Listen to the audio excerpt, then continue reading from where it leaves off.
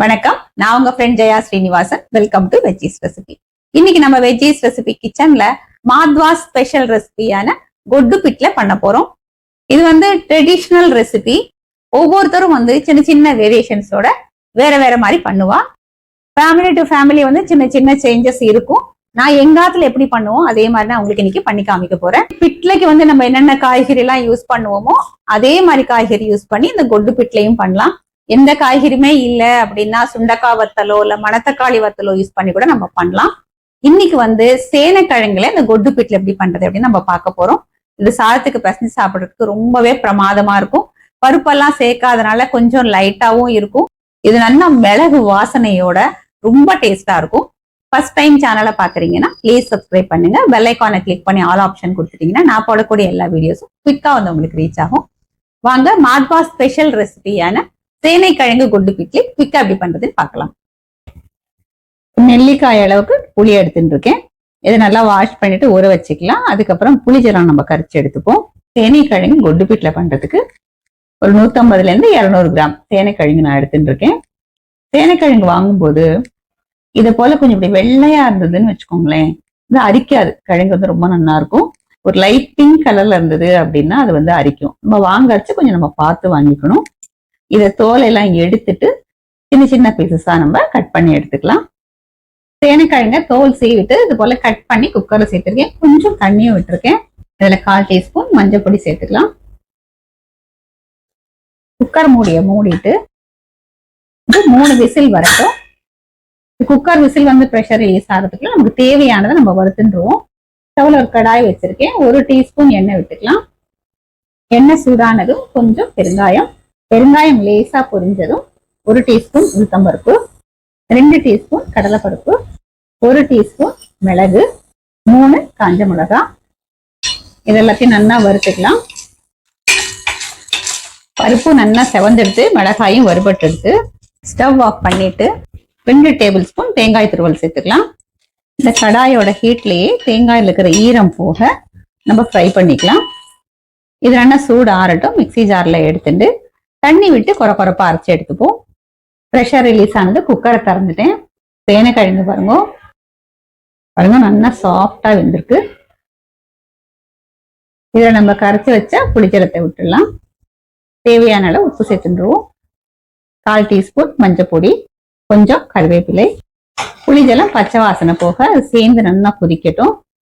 அதுக்குள்ள நம்ம இந்த கொட்டு பிட்லைக்கு வறுத்துருக்கோம் இல்லையா, அதை அரைச்சிடலாம். புளிஜலம் பச்சை வாசனை போக நல்லா கொதிச்செடுத்து பாருங்க, நான் இதை போல கொரப்பா அரைச்சிருக்கேன். இந்த பேஸ்ட் சேர்த்துடலாம். கொஞ்சமா ஜலம் விட்டு கலந்து சேர்த்துருவோம். இதை கலந்து விட்டுக்கலாம். இல்லைன்னா கொதிச்சு திக்காய் வரும். ஒருவேளை இப்பயே ரொம்ப திக்கா இருக்குன்னா கொஞ்சம் ஜலம் விட்டுக்கோங்க. இது கரெக்டா இருக்கு. நம்ம அரைச்சு சேர்த்த பேஸ்ட்டும் பச்சை வாசனை போக நல்லா கொதிக்கட்டும். பாருங்க சேர்ந்து கொதிச்சு நல்லா திக்கா எடுத்து கன்சிஸ்டன்சியும் கரெக்டா வந்திருக்கு. 1 டீஸ்பூன் வெல்லம் சேர்த்துக்கலாம். நல்லா மிக்ஸ் பண்ணி விட்டுடுவோம். இந்த கொட்டு பிட்லைக்கு நம்ம தாளிச்சிடலாம். ஸ்டவ்ல அதே கடாய் வச்சிருக்கேன். 1 டேபிள் ஸ்பூன் நல்லெண்ணெய் விட்டுக்கலாம். எண்ணெய் சூடானதும் 1/4 டீஸ்பூன் வெந்தயம், 1/2 டீஸ்பூன் கடுகு வெடிச்சதும் கொஞ்சம் கருவேப்பிலை, 1/4 டீஸ்பூன் பெருங்காயம் பொரிஞ்சதும் கொட்டு பிட்லைய தாளிப்புல விட்டுடலாம். பொடியா கட் பண்ண கொத்தமல்லியை தூவிட்டு சர்விங் பவுலுக்கு மாத்திக்கலாம். கன்சிஸ்டன்சியும் பாருங்க, இது கொஞ்சம் திக்கா தான் இருக்கும். மாத்வா ஸ்பெஷல் ரெசிபியான சேனைக்கிழங்கு கொட்டு பிட்லை சூப்பரா ரெடி ஆயிடுது. இது போல கொஞ்சம் திக்கான கன்சிஸ்டன்சில தான் இருக்கும். நான் சூடான சாதம் எடுத்துட்டு இருக்கேன். இதுக்கு நல்லெண்ணெய் விட்டுட்டு சாப்பிட்டாலும் நல்லா இருக்கும். சில பேர் சுட்ட எண்ணெய் போட்டு சாப்பிடுவா. இந்த சாதத்துல கொட்டு பிட்லைய போட்டு பசஞ்சு நம்ம டேஸ்ட் பண்ணி பார்க்கலாம். காய்கறி இல்லாத நேரத்துல மணத்தக்காளி வத்தல் இல்ல சுண்டக்காய் வத்தல்ல பண்ணலாம் அப்படின்னு நான் சொல்லியிருந்தேன் இல்லையா.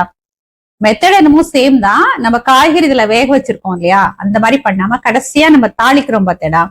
தாளிக்கும் போது அந்த வத்தலை அந்த எண்ணெயிலே நல்லா பொரிச்சுட்டு கடைசியா நம்ம சேர்த்துக்கணும். முன்னாடியே போட்டோம் அப்படின்னா அந்த சுண்டைக்காய்க்கு மணத்தக்காளி வத்தலுக்கு இருக்கிற ஒரு துவர்ப்பு இந்த குழம்புல இருக்கும். கடைசியா போட்டோம்னா நல்லது வாசனையா இருக்கும். இப்ப நம்ம டேஸ்ட் பண்ணி பார்க்கலாம். பிரமாதமா இருக்கு. இப்பயும் நான் சொல்றதுதான், ட்ரெடிஷனல் ரெசிபினா ட்ரெடிஷனல் ரெசிபி தான், அதை அடிச்சுக்கவே முடியாது. இந்த மிளகு காரம் அந்த வாசனையோட ரொம்ப பிரமாதமா இருக்கு. இது வந்து நம்ம வறுத்தெல்லாம் அரைச்சு சேர்க்கறதுனால பருப்பு சேர்க்கலைன்னா கூட பார்க்கும்போது பருப்பு சேர்த்த குழம்பு மாதிரியே இருக்கும். பொதுவா அந்த சேனைக்கிழங்கு இந்த மாதிரி கிழங்கு வகைகள் நம்ம சாப்பிடும்போது கொஞ்சம் ஹெவியா இருக்கிற மாதிரி தோணும் இல்லையா? அப்ப நம்ம இந்த பருப்பு சேர்க்காம இந்த கொட்டு பிட்லயே அதை பண்ணிட்டோம் அப்படின்னா அந்த அளவுக்கு ஹெவியா இருக்காது.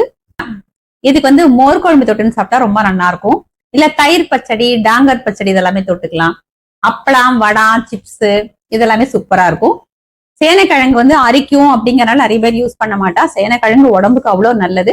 நீங்க அதை கட் பண்ணி பார்த்தே வாங்குங்க. இல்ல முழுசா வாங்குறது, லேசா நகத்தால தோலை எடுத்தோம்னால நமக்கு கலர் தெரிஞ்சிடும்.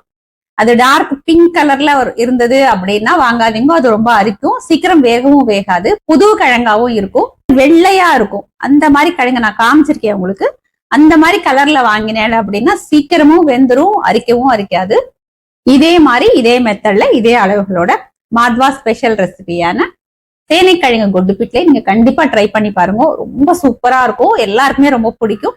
ட்ரை பண்ணி பார்த்துட்டு எப்படி வந்ததுன்னு கமெண்ட்ல சொல்லுங்க. லைக் பண்ணுங்க, உங்க ஃப்ரெண்ட்ஸ் அண்ட் ஃபேமிலியோட ஷேர் பண்ணுங்க. இன்னொரு புது ரெசிபியோட நாளைக்கு நான் உங்களை மீட் பண்றேன். தேங்க்ஸ் ஃபார் வாட்சிங்.